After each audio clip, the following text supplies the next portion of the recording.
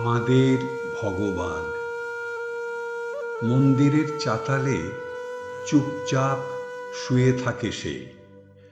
বহু পথ পেরিয়ে এসে ধুলো মাখা ক্লান্ত শরীর।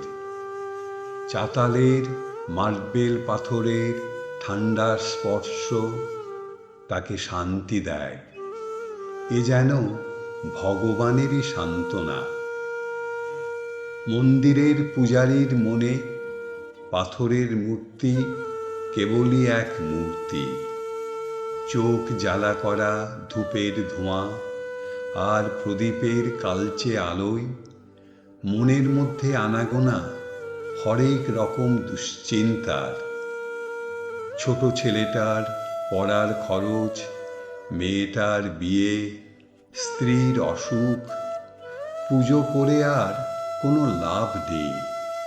এবার খুঁজতে হবে অন্য এক ভগবানের আশ্রয়। শালপাতার থালাতে ছোটখাটো পাহাড়ের মতো গরম গরম ভাতের স্তূপ।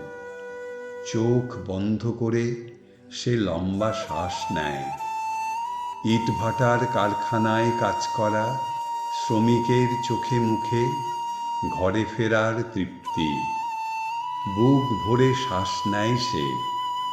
এ তো সেই ভগবানেরই গায়ের সুবাস। একরত্তি ছেলেটার মাকে একেবারেই মনে পড়ে না।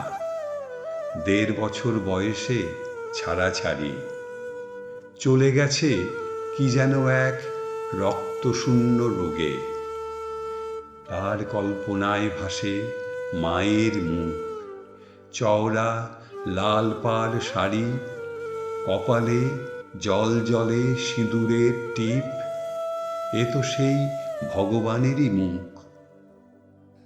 দামাল ছোট্ট ছেলেটা টালমাটাল খেতে খেতে ছুটে বেড়ায় ঘরে বাইরে।